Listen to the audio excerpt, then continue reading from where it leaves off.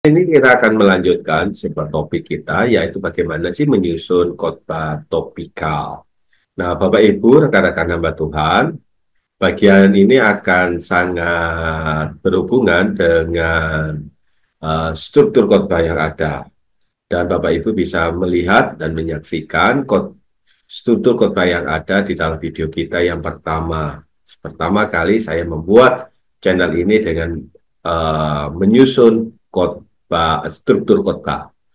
Dan Bapak Ibu bisa melihatnya, melihat lebih detail, supaya pokok pembahasan kita lebih mendalam. Nah, bagaimana menyusun khotbah topikal?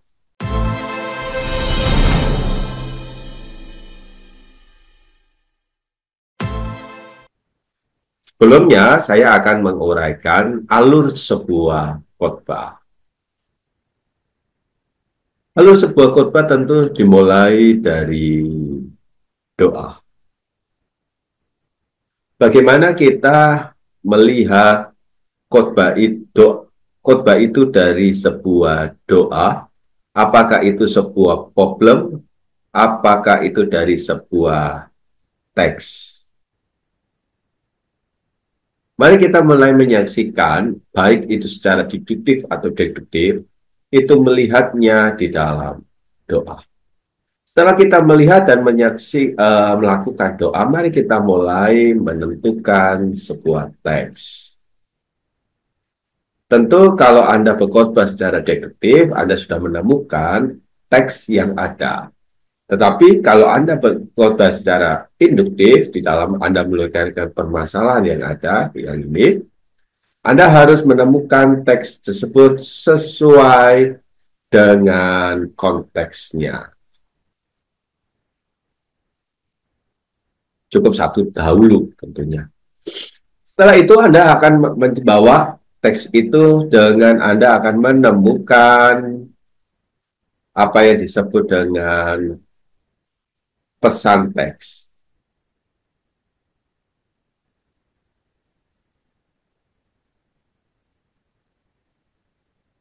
Baik itu induktif atau deduktif, mari kita mulai mencoba menemukan pesan teks yang ada di dalamnya. Setelah Anda mulai menemukan pesan teks, kita mulai menggunakan struktur. Struktur apa yang akan kita gunakan? Oleh sebab itu, di awal video kita hari ini, saya menyarankan Anda mulai melihat dulu struktur-struktur khotbah yang ada. Setelah Anda mulai melihat struktur yang ada, barulah kita mulai menyusun sebuah khotbah.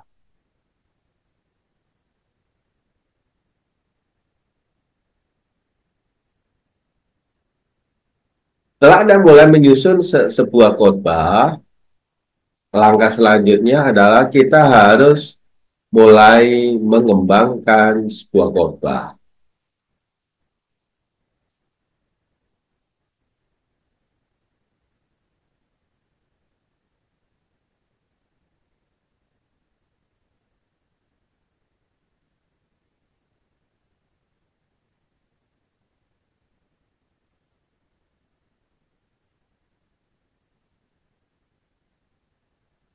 Langkah selanjutnya adalah kita melakukan apa yang disebut dengan mediasi. Meditasi. Bukan mediasi, tapi meditasi. Lalu kita mulai berkhotbah. Langkah apa ya setelah kita berkhotbah? Yaitu melakukan evaluasi dan kita kembali kepada jalur kita.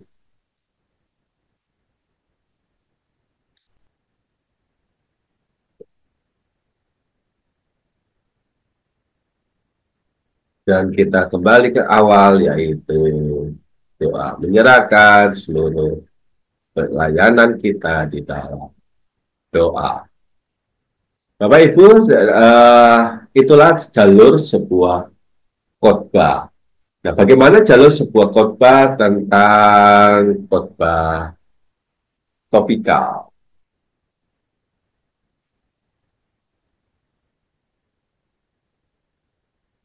Yang pertama, mari kita mulai menentukan tema.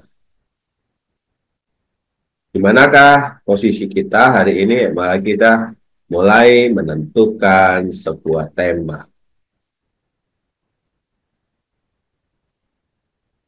Pilih tema yang benar-benar penting bagi pertumbuhan rohani. Bukan hanya kita menyelesaikan sebuah permasalahan, tetapi pastikan tema tersebut merupakan bersumber dari Alkitab.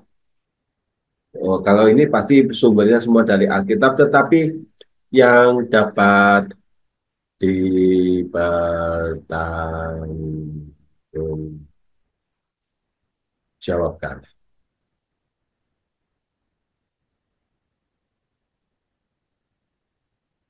Contoh, menjalani hidup yang kudus, mengandalkan Tuhan di dalam berbagai masa sulit, puasa doa yang mengubah hidup. Itu tema-temanya. Kita harus mulai tentukan tema ini bisa kita dapat dari sebuah teks, tapi juga berdasarkan sebuah problem. Jangan hanya jadikan teks itu sebuah teks yang sebuah bentuk pengalaman pribadi atau tren sosial yang nilainya tidak alkitabiah dan sulit untuk dipertahankan secara teologi kekristenan maupun doktrin-doktrin kekristenan yang telah ada. Yang kedua, kita mulai menemukan tema, menemukan permasalahan yang ada, mulai kita cari ayat-ayat di dalam Alkitab yang berhubungan dengan tema. Gunakan ayat-ayat di dalam berbagai Alkitab. Anda bisa menggunakan berbagai sumber yang ada, pemahaman yang ada, tetapi pastikan ini adalah sesuai dengan konteks.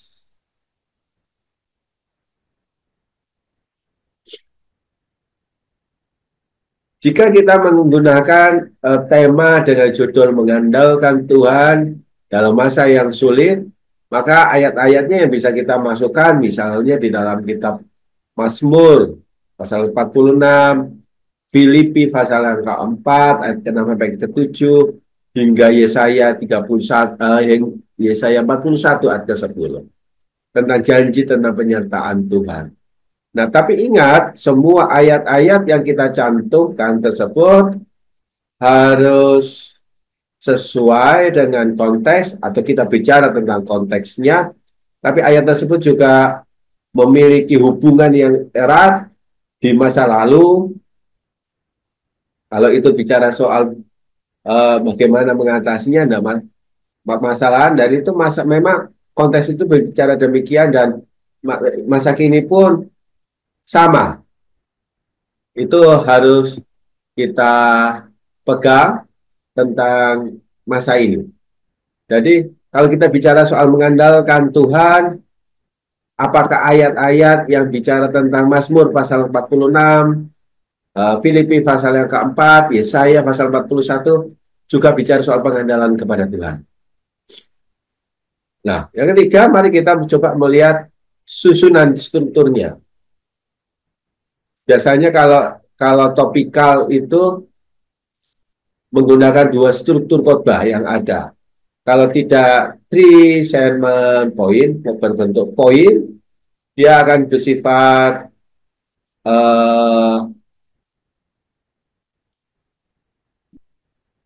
apologetik.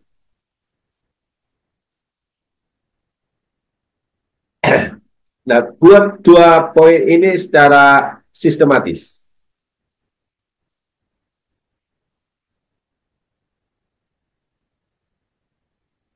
Maupun Anda dengan pola yang berbeda, tapi gunakan pola itu runut, sistematis, dan bisa digunakan. Biasanya dia akan bicara gini, sistem polanya. Itu pertama adalah pembukaan, ya, munculkan beberapa pertanyaan, cerita yang sangat begitu relevan.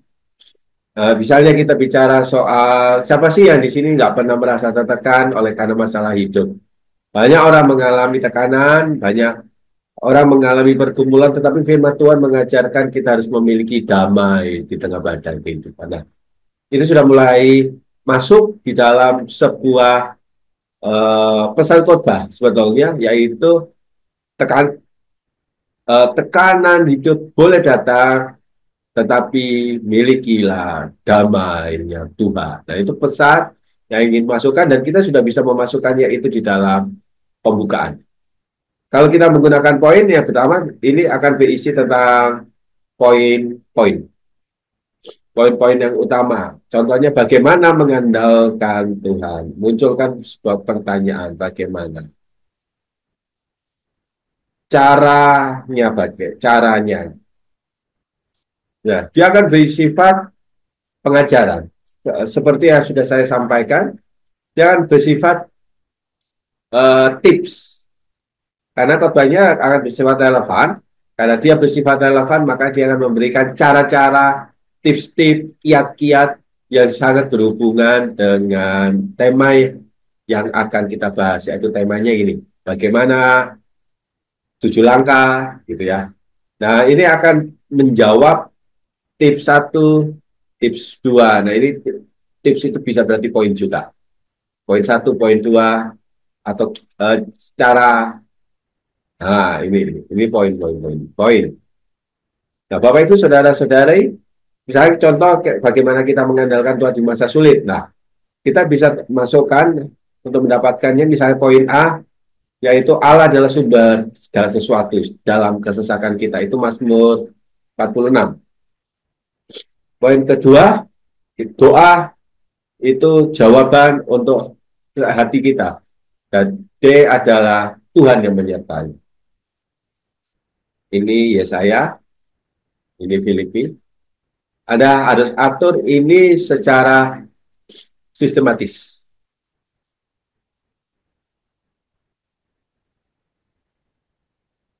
Oke, yang ketiga, penutup. Ringkas, ajak, dan tantang jemaat kita untuk selalu berpegang pada damainya Tuhan.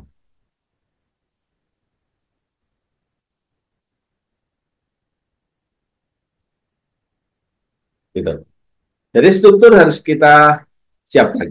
Yang keempat, langkahnya pastikan khotbah kita itu tetap setia pada jalur yang Tuhan tentukan, yaitu masa lalu, dengan melihat masa lalu, tapi kita menggunakan ini untuk menjawab kebutuhan masa kini.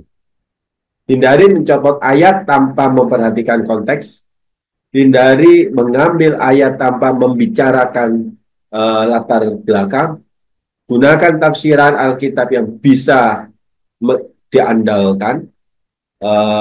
Kemampuan ChatGPT agak mulai diragukan, tetapi Anda bisa menggunakan tafsiran-tafsiran kalau itu untuk mendukung, lalu Anda mulai bisa mengolahnya dengan menggunakan AI.